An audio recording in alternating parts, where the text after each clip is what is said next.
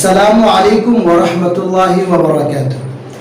Dear students, मैं आपका English teacher Khurshid Anwar Qasmi आज मैं आपके सामने इंग्लिश ट्रांसलेशन का एक बेहतरीन क्लास के साथ हाजिर हुआ हूँ। आज की इस क्लास में हम use of have, has, had को समझेंगे। हम ये समझेंगे कि इंग्लिश लैंग्वेज में लफ्ज़ हैव, हैज़, हैड को कैसे यूज़ किया जाता है और इनके ज़रिए से किस तरह के मानी और मफ़हूम को ज़ाहिर किया जाता है, इनको यूज़ करने के कितने तरीक़े हैं और किन सूरत हाल में ये कैसे माना पैदा करते हैं।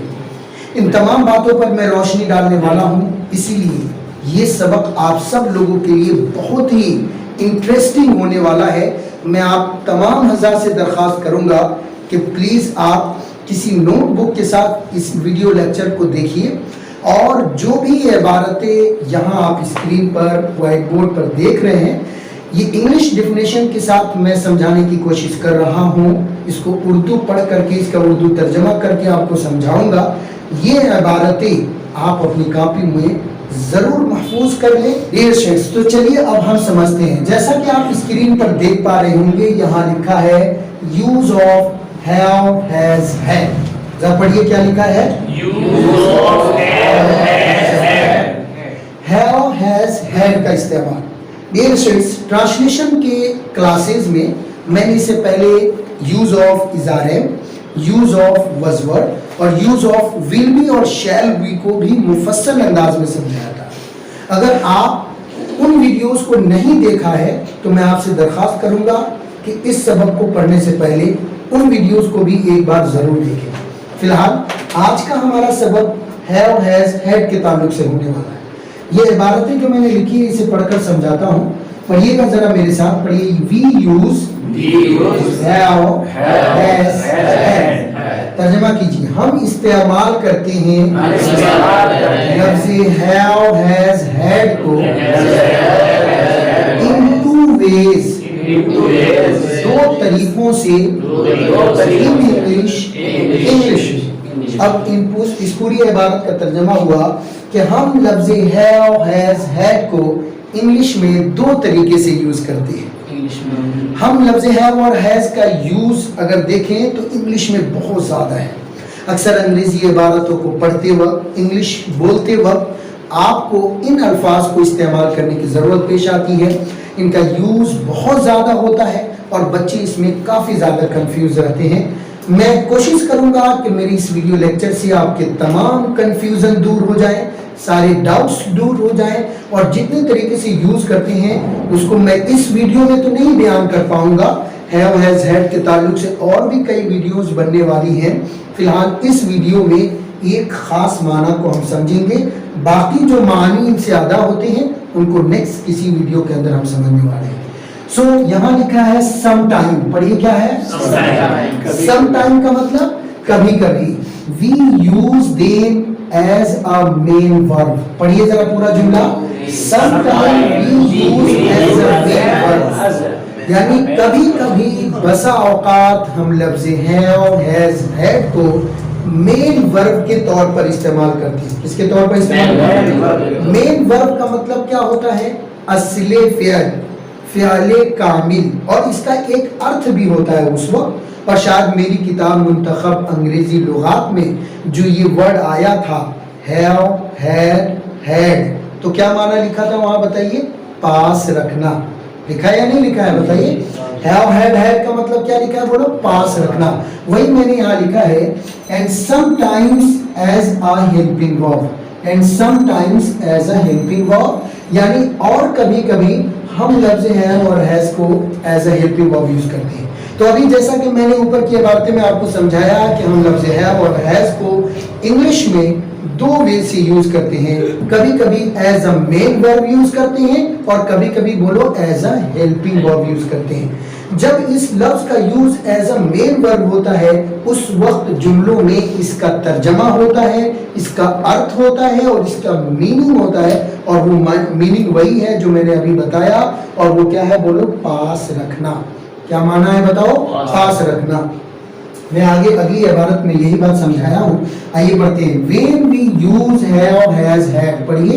when we use have has had as a main verb, as a main verb, जब हम इस्तेमाल करते हैं लफ्ज़ have has had को as a main verb यानी एक मेन वर्ब के तौर पर, it means possess, तो इसका मतलब होता है possess। possess ये एक अंग्रेजी का लफ्ज है जिसका मतलब होता है कब्जा में रखना या पास होना। क्या तर्जुमा होता है बोलो? पास रखना।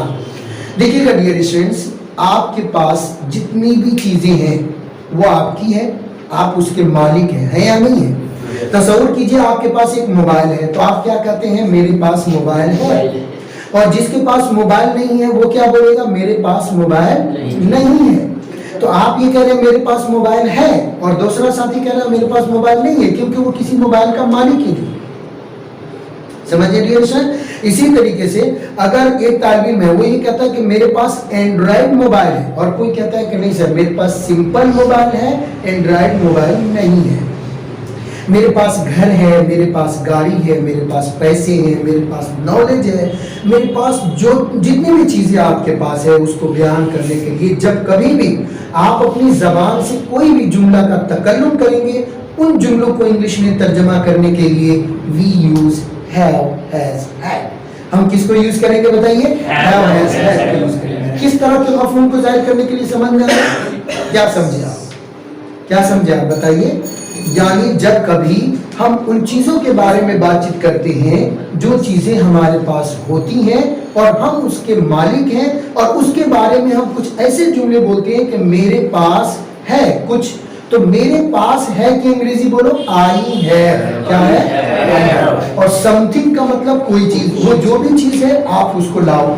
फॉर एग्जाम्पल अगर आप ये कहते हो कि मेरे पास है, तो अंग्रेजी बोलो आई है।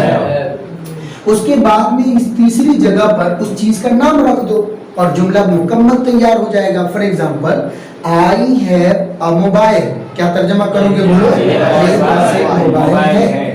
ठीक है डियर स्टूडेंट्स। अगर आप ये कहते हैं आई हैव अ लैपटॉप, तो क्या तर्जमा होगा? लैपटॉप है।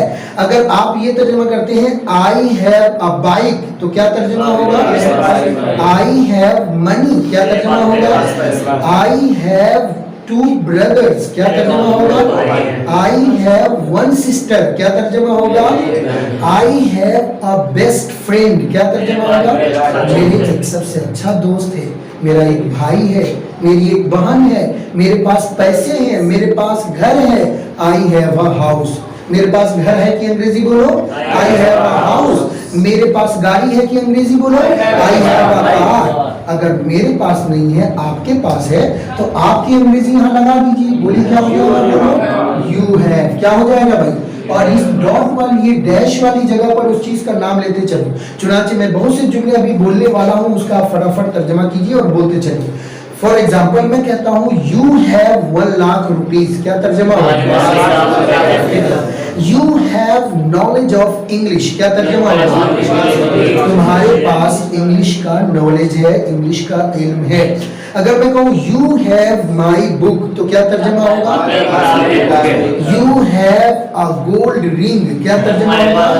तुम्हारे पास एक सोने की अंगूठी है। यू हैव अ डायमंड, तुम्हारे पास एक हीरा है। डियर स्टूडेंट्स, तो देख रहे हैं कितनी तेजी के साथ जुमले बन रहे हैं या नहीं बन रहे हैं सर?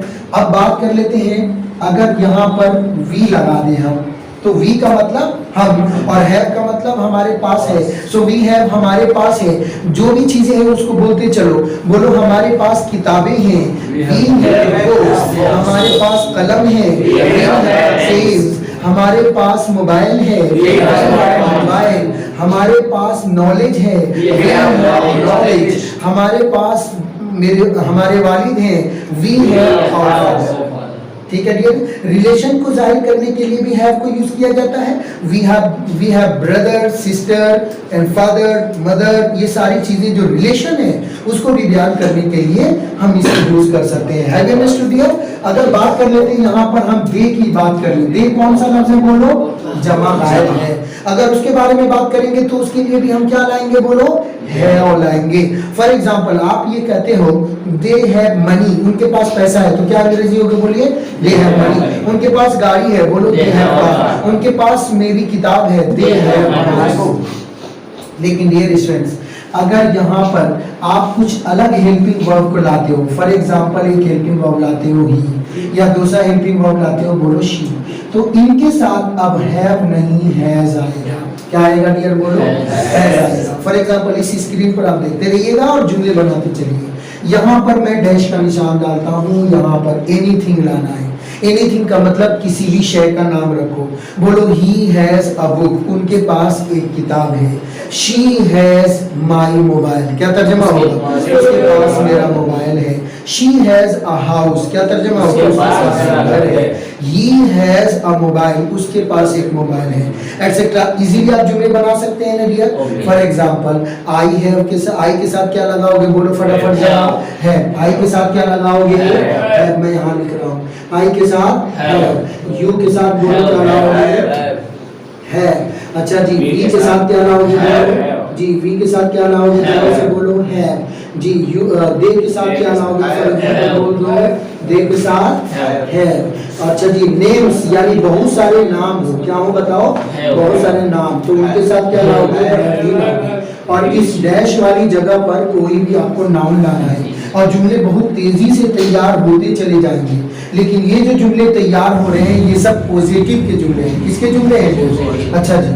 अब बात कर लेते हैं, अगर आपके पास जमीन है या फिर है बोलो शी, या फिर है बोलो आई टी इट, क्या है बोलो, या एक नाम है, तो इसके साथ आप क्या लाओगे बता दो जरा, हैज। फिर बोलो हैज, इट के साथ हैज, नेम के साथ हैज। इसके भी डैश डैश वाली जगह पर कोई ना कोई आप नाम ले आओगे। इस तरह ये सारे जुमलों से, इन तमाम तरीके से आप इजीली जुमले बना लेंगे कि नहीं बना लेंगे डियर, बताइए।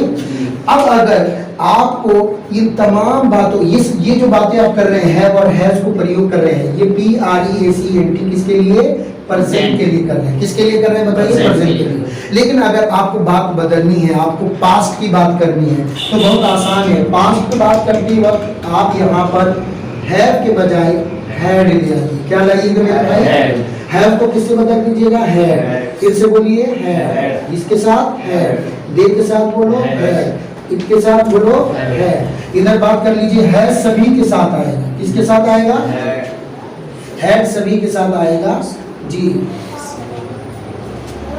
ऐसा इसलिए है कि पास्ट के बारे में बातचीत करने के लिए एक ही हेल्पिंग वर्ब है, और वो कौन है बोलो, हैड। लिहाजा सारे फाइलों के साथ क्या आएगा, हैड आएगा। और जबकि प्रेजेंट के बारे में बातचीत करने के लिए हमारे पास दो हेल्पिंग वर्ब थे, कौन कौन बोलो, एक हैव और एक हैज। उसलिए वहां पर डिवाइड करने की जरूरत पेश आ गई। लेकिन पास्ट में चूंकि अकेला है, लिहाजा वहां पर डिवाइड करने की बोलो चंदा जरूरत नहीं है। अब चुनांचे अगर कहना है कि मेरे पास एक अंगूठी थी, तो बोलो आई हैड अ रिंग। क्या बोलोगे जी, तुम्हारे पास एक मोबाइल था, बोलो यू हैड अ मोबाइल। हम लोगों के पास घर था, अंग्रेजी में तुम लोगों के पास पैसे थे, अंग्रेजी में मनी। जैद अमर बकर, यहाँ नेम कर दो या नेम्स कर दो जी। जैद अमर बकर के पास नॉलेज था, तो बोलो कैसे बोलोगे, इधर बोलो। ही के पास घर था, बोलो he had a house. She के पास गाड़ी थी, बोलो शी हैड अ कार जी। इट के पास कुछ नहीं था, इट हैड नथिंग। क्या बोलोगे, इट हैड नथिंग। जैद के पास सब कुछ था, जैद हैड एवरीथिंग। अगर कुछ नहीं था तो बोलो नथिंग, और सब कुछ था तो क्या हम एवरीथिंग। सो डियर स्टूडेंट्स, बहुत अच्छा समझ में आ गया ना डियर। अगर आपको बात करनी है फ्यूचर की, किसकी बात करनी है डियर बताओ, फ्यूचर की, तो सारे सब्जेक्टों के साथ आपको लाना होगा फ्यूचर के मानी पैदा करने के लिए विल को, और इसके साथ आपको हैव लाना पड़ेगा। सबके साथ क्या लाइएगा बताइए, विल हैव लाएंगे। क्या लाएंगे डियर बताइए, फिर से बता दीजिए, विल हैव कब लाएंगे डियर बताओ, जब हमें फ्यूचर की बात करनी है। जैसे मेरे पास 1 लाख रुपया हो जाएगा, बोलो आई विल हैव 1 लाख। मेरे पास गाड़ी होगी, I will have a car. हमारे पास पैसे होंगे, वी विल हैव मनी। तुम्हारे पास घर होगा, यू विल हैव हाउस। और ही के पास सब कुछ होगा, ही विल हैव एवरीथिंग। और शी के पास कुछ नहीं होगा, शी विल हैव नथिंग। तो इस तरीके से डियर स्टूडेंट्स अगर फ्यूचर की बात करनी है तो क्या लाएंगे बताइए, विल हैव लाएंगे डियर। क्या लाएंगे, जल्दी से बता दीजिए क्या लाएंगे। अच्छा जी, आपके जहन में एक सवाल होगा, क्या विल के साथ हम हैज भी ला सकते हैं क्या ही शी नेम की सूरत में? नहीं। जब आप फ्यूचर की विल के साथ हैव को प्रयोग करोगे तो वो अकेला हैव ही आएगा, वहां पर हैज नहीं आएगा। थोड़ी वीडियो तवील हो रही, लेकिन मैं आप सबसे दरखास्त करूंगा कि एंड तक देखते रहिए, काफी फायदा होने वाला है डियर स्टूडेंट्स। तो अब तक मैं आपको प्रेजेंट, पास्ट, फ्यूचर तीनों जमानों के ताल्लुक से जुमले समझा चुका हूं। फॉर एग्जांपल, मेरे पास पैसा है तो बोलो आई हैव मनी, और पैसा था तो बोलो आई हैड मनी, और पैसा होगा तो क्या लगेगा, आई विल हैव मनी। तुम्हारे पास एक लड़का है, यू हैव अ सन, क्या बोलोगे? तुम्हारे पास एक लड़का था तो बोलो यू हैड अ सन। तुम्हारे पास एक लड़का हो जाएगा, बोलो यू विल हैव अ सन। इसलिए आपको समझ में आ गया होगा डियर। अब एक खास बात मुझको इस वाले टॉपिक को समझाना है, ये मैंने क्या लिखा है, ये लास्ट वाला लाइन और ये जो कुछ मैंने मिसालें लिखी है उसको समझाऊंगा। ये कॉन्सेप्ट आपके लिए थोड़ा सा मुश्किल लगेगा, क्योंकि आप जो है अभी टेंसेज उतने बेहतर अंदाज में पढ़े नहीं है। हालांकि इसका ताल्लुक किसके अंदर है, बोलो टेंस के अंदर यूज किया गया है। आइए समझते हैं क्या लिखा है, बोलो and we use them, पढ़ो we use them in simple classes for this meaning। यानी ये जो माना मैंने आपको बताया है पास रखना, इस माना में लफ्ज है और हैज और हैड को सिंपल क्लासेस में यानी सिंपल टेंसेज में प्रयोग किया जाता है। कहाँ प्रयोग किया जाता है बताइए, सिंपल टेंसेज में। फॉर एग्जाम्पल यहाँ पर तीनों टेंस और उसके एग्जाम्पल से लिखे गए हैं। गौर से अगर आप समझिएगा तो पूरी बात आपको समझ में आ जाएगी डियर स्टूडेंट्स। मैं इसे प्रैक्टिकली इसके लिए मैं आपको लाया था, मैं वो मिटाता हूँ और बात समझिए। यहाँ पर लिखा है प्रेजेंट सिंपल, और कुछ मिसालें भी आप देख रहे होंगे। अभी जो आपको ये जुमला बनवाया था आई हैव अ कार वाला, इस पर तो जुमले आप आसानी से बना लिए, लेकिन सवाल ये है कि जब इससे जुमले आप मनफी बनाए या सवालिया बनाए तो क्या यही रहेगा I have not a car? जैसे आई हैव अ कार के बजाय वो नहीं है तो क्या बोलोगे, I have not a car. तो ये एक पुअर इंग्लिश है, ना अमेरिकन इस इंग्लिश को यूज करते हैं और ना बोलो ब्रिटिश इस इंग्लिश को यूज करते हैं। आप इसे इंडियन इंग्लिश कर लो या बिल्कुल ही पुअर इंग्लिश कर लो, ये लेस यूजुअल है, ये यूज नहीं होता है जब कभी आपको मनफी बनाना है। क्या बनाना है बताओ, मनफी। तो जो ब्रिटिश वाले लोग हैं वो यहाँ पर प्रेजेंट सिंपल के अंदर हैव को यूज करते हैं, और प्रेजेंट सिंपल के मुताबिक क्या तुम्हारे पास एक गाड़ी है तो सवाल बनाओगे डू यू हैव, क्या बनाओगे? अब अगर आपके पास गाड़ी है तो do you have a car, तो क्या तो मतलब होगा, बोलो क्या तुम्हारे पास एक गाड़ी है। बहुत सारे जुमले बोलो, क्या तुम्हारे पास पैसा है, डू यू हैव मनी, फटाफट बोलो डू यू हैव मनी। क्या तुम्हारे पास पैसा है, डू यू हैव मनी। क्या तुम्हारे पास घर है, डू यू हैव हाउस। क्या तुम्हारे पास मोबाइल है, डू यू हैव मोबाइल। क्या तुम्हारे पास मेरी किताब है, डू यू हैव। हाँ, अगर है तो क्या बोलोगे, यस आई हैव, और नहीं है तो बोलो नो आई हैव। ये प्रेजेंट सिंपल के अंदर डू और डज को प्रयोग किया जाता है, इसलिए अगर वाहिद आप फाइलों की बात करेंगे तो डज को प्रयोग कीजिएगा। बोलिए क्या उसके पास कार है, बोलो डज ही हैव। हाँ, उसके पास गाड़ी है तो बोलो yes he has a car, और नहीं उसके पास गाड़ी नहीं है तो बोलो no he doesn't have a car. क्या बोलोगे, he doesn't have a car. I hope आपको पूरी बात समझ में आ रही होगी। अगर आप पास्ट की बात करते हैं, किसकी बात करते हैं, तो पास्ट का स्ट्रक्चर होता है कि सबसे पहले सवालिया जुमला में हेल्पिंग वर्ब डिड को प्रयोग किया जाता है, इसलिए डिड को हम प्रयोग करेंगे, यू पर मुकद्दम करेंगे, और यहाँ पर मेन वर्ब का फर्स्ट फॉर्म प्रयोग होता है, इसीलिए मैंने यहाँ पर हैव प्रयोग किया क्योंकि ये वर्ब का बोलो फर्स्ट फॉर्म है। और फॉर एग्जांपल अगर पूछना है क्या तुम्हारे पास पैसा था तो क्या अंग्रेजी होगी, बोलो हैव मनी। अगर मेरे पास कहना है कि हाँ मेरे पास पैसा था तो क्या बोलोगे, यस आई हैड मनी। और अगर कहना है कि मेरे पास पैसा नहीं था तो कैसे बोलेंगे, no I didn't have money. अब ये डिडंट क्यों आया है, डिड क्यों आया है, इसके सिलसिले में जब आप पास्ट सिंपल के क्लास पढ़ेंगे तो पूरी बात आपको समझ में आ जाएगी। फिलहाल ये ध्यान में रखिए। फिर तीसरा है फ्यूचर सिंपल। फ्यूचर सिंपल में अगर आप ये कहोगे मेरे पास कोई पैसा होगा, तो मैंने एग्जांपल और प्रैक्टिकल से भी दिखाया, लेकिन यहाँ पर सवाल करना है कि क्या तुम्हारे पास पैसा होगा, तो यहाँ पर हेल्पिंग वर्ब कौन है, बोलो विल है। विल को सब्जेक्ट पर क्या करोगे, मुकद्दम करोगे। तो करके देखो, will you have a house, क्या तुम्हारे पास एक घर होगा, बोलो अंग्रेजी क्या है, will you have a house. हाँ, कहना है कि हाँ मेरे पास एक घर होगा तो कैसे बोलेंगे, yes I will have a house. और कहना है कि नहीं मेरे पास घर नहीं होगा तो कैसे बोलेंगे, no I will not have a house. Dear students, video थोड़ी तवील हो गई है लेकिन बहुत मुफस्सल अंदाज में आपको ये सारी बातें समझाई गई है। प्लीज़ आप इसे अगर एक मरतबा में ये बात नहीं समझ में आती है तो आप वीडियो को रोक करके अगेन बाय अगेन देखें, पीछे से लाएं और इस तरह अगेन बाय अगेन वीडियोस को देखें। जब एक मरतबा में ये थोड़ा मुश्किल कॉन्सेप्ट है, थोड़ा मुश्किल बहस है, तो मुमकिन है कि एक मरतबा में बातें नहीं समझ में आएगी, तो मैं आपसे दरख्वास्त करूंगा कि आप वीडियो को अगेन प्ले कीजिए या फिर पीछे लेकर के जाइए और फिर उसको चलाइए। इस तरह अगेन बाय अगेन देख करके इस कॉन्सेप्ट को क्लियर कीजिए। आज हम हैव और हैज के ताल्लुक से पास रखने वाले कॉन्सेप्ट को क्लियर कराया। कौन वाला बोलो? पास रखने वाला एज अ मेन वर्ब। किसमें? As a main verb. जबकि इसका ज्यादातर use as a helping verb भी होता है परफेक्ट के क्लासेस में, इसलिए वो बहस मैं किसी नेक्स्ट वीडियो लेक्चर के अंदर मैं आपको समझाऊंगा। आज के इस वीडियो लेक्चर में इतना ही। हमारी मुलाकात फिर किसी नए वीडियो लेक्चर के साथ होगी। तब तक आप हमारे से जुड़े रहिए, बने रहिए और हमारे हर वीडियो लेक्चर को देखने की कोशिश कीजिए और घर बैठे आप अपनी इंग्लिश को बेहतर करने की कोशिश कीजिए। डियर वीवर्स, क्या आप अपनी इंग्लिश को लेकर परेशान हैं? क्या आप इंग्लिश नहीं जानते हैं?